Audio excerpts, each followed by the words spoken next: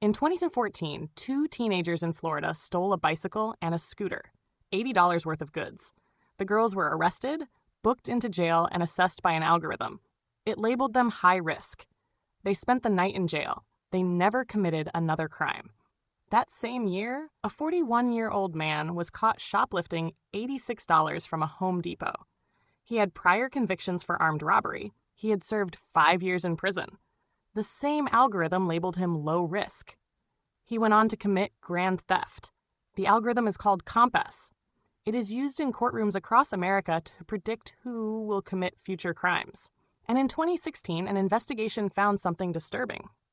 Black defendants who never reoffended were nearly twice as likely to be falsely labeled high risk as their white counterparts, 45% versus 23%. But here's what should terrify you. Not the bias, not the inaccuracy. The fact that nobody, not the judge, not the lawyer, not even the company that built it, can fully explain how it reaches its decisions. And it is still running today. Compass stands for Correctional Offender Management Profiling for Alternative Sanctions. It was built by a company called North Point, now known as Equivant. It is not artificial intelligence in the way most people imagine. It does not learn. It does not adapt. It is an actuarial risk assessment instrument, a statistical formula that takes in data about a defendant and outputs a score from 1 to 10. Low risk, medium risk, high risk. That score then informs decisions about bail, sentencing, and parole. In 2016, the nonprofit newsroom ProPublica obtained Compass scores for over 10,000 defendants in Broward County, Florida. They compared the predictions to what actually happened over the next 2 years. The algorithm was correct 61% of the time. For violent crime predictions, it was correct 20% of the time. That means 4 out of 5 people flagged as future violent criminals were not. But the real problem was not just inaccuracy. It was how the algorithm was wrong. When it made mistakes with white defendants, it tended to underestimate their risk. 48% of white defendants who went on to reoffend were mistakenly labeled low risk.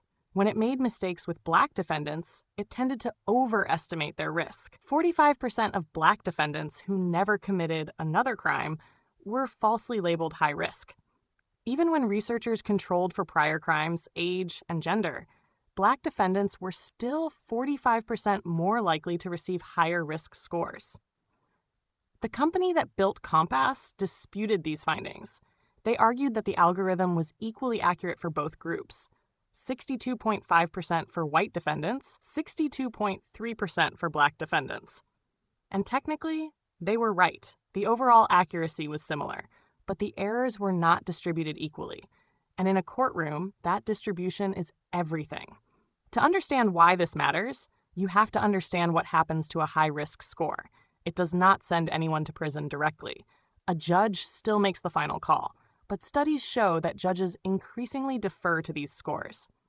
In Virginia, researchers examined over 50,000 cases where judges used AI sentencing tools. When the algorithm recommended probation for low-risk offenders, judges followed that advice 16% more often for drug crimes, 11% more for fraud, 6% more for larceny. The result was real. Jail terms shortened by nearly a month on average. Recidivism dropped to 14% when both the judge and the algorithm agreed, compared to nearly 26% when judges overruled the AI. But there was a catch. When the algorithm recommended probation for low-risk black defendants, judges disproportionately ignored that advice. Black defendants missed out on alternative punishments by 6%. Their jail terms averaged a month longer than similarly scored white defendants. The algorithm was not making biased decisions on its own. It was revealing the bias of the humans using it. And that is the core problem with Compass. It is a black box. The company that built it has never disclosed the formula. Not to defendants, not to judges, not to the public. It is protected as a trade secret. In 2016, a man named Eric Loomis challenged this in the Wisconsin Supreme Court. He had been sentenced partly based on his Compass score. He argued that because he could not examine how the algorithm worked, his due process rights had been violated. The court ruled against him. They said judges could still consider Compass, but not rely on it. The majority opinion made a careful distinction. To consider something, the court wrote, is to observe or contemplate it. To rely on it is to be dependent on it. Judges, they said, must do the former. But the dissent was blistering. Justice Shirley Abrahamson wrote that the court had denied the company's motion to file an amicus brief, quote, over my dissent and without comment. She called it a mistake. She wrote that the court needed all the help it could get. She argued that any judge using Compass must evaluate on the record its strengths, its weaknesses, and its relevance to the specific person standing before them. The court did mandate 5 written warnings that judges must receive before using Compass. The algorithm is proprietary. The scores rely on group data, not individual assessment.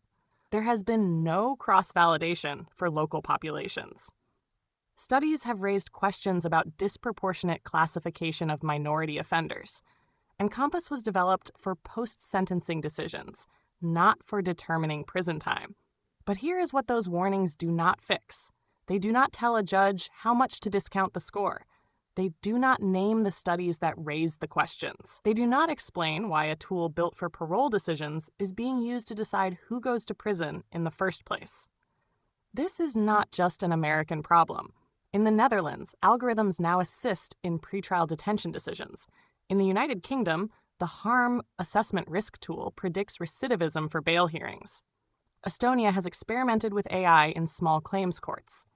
The European Union's AI Act, passed in 2024, classifies many criminal justice algorithms as high-risk systems requiring strict oversight. But the Act contains exemptions, and it does not ban the use of these tools outright. What is happening instead is more subtle. Prediction markets, the same technology Mark Zuckerberg is now betting $100 billion on, are beginning to intersect with criminal justice. The logic is seductive. If markets can predict election outcomes better than polls, why not use them to predict crime? Why not let the wisdom of crowds inform sentencing? But here's the difference. A prediction market gets things wrong, and people lose money. A sentencing algorithm gets things wrong, and people lose years of their lives. In 2018, researchers at Dartmouth College ran an experiment. They gave random people with no criminal justice experience the same basic information about defendants that Compass uses: age, sex, criminal history. Just 7 features. Those untrained participants achieved 67% accuracy. Compass uses 137 features. Its accuracy is roughly the same. The algorithm is not doing something humans cannot do. It is doing something humans can do almost as well, while hiding the reasoning behind a proprietary wall. And that wall is the point.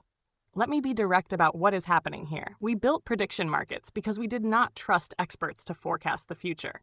We built sentencing algorithms because we did not trust judges to deliver consistent justice. We told ourselves that math is objective, that data does not see race, that a formula removes human bias. But a 2024 study published in the journal Artificial Intelligence and Law found something the headlines missed.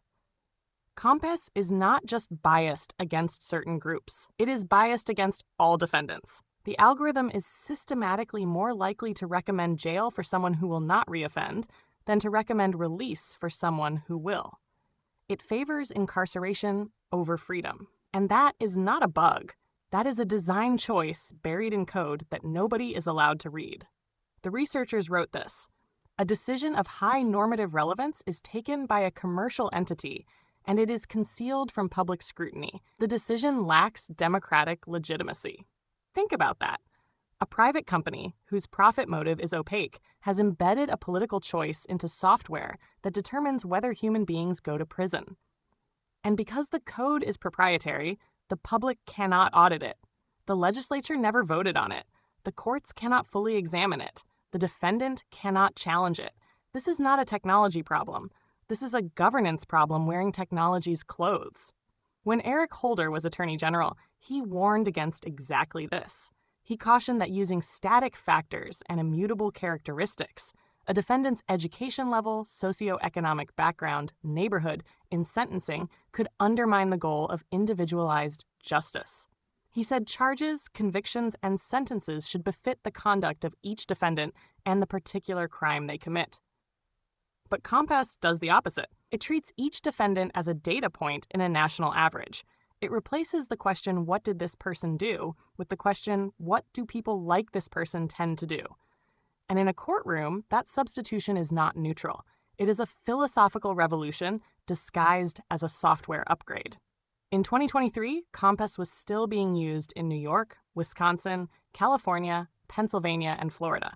It has assessed over 1 million offenders. The company that owns it now markets it as a post-conviction tool for parole and probation decisions, not sentencing. But the same courts are still using it at every stage. The same warnings are still being read. The same scores are still being generated. And the same questions remain unanswered. Can a person receive a fair trial when the judge is influenced by a formula they cannot examine?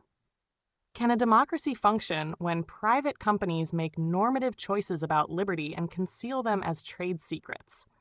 Can we call a system just when it is wrong in 3 or 4 cases out of 10, and the people who are wronged have no recourse? The algorithm that replaced the judge was never designed to replace the judge.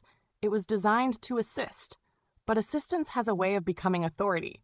A judge who sees a high-risk score and ignores it takes a political risk.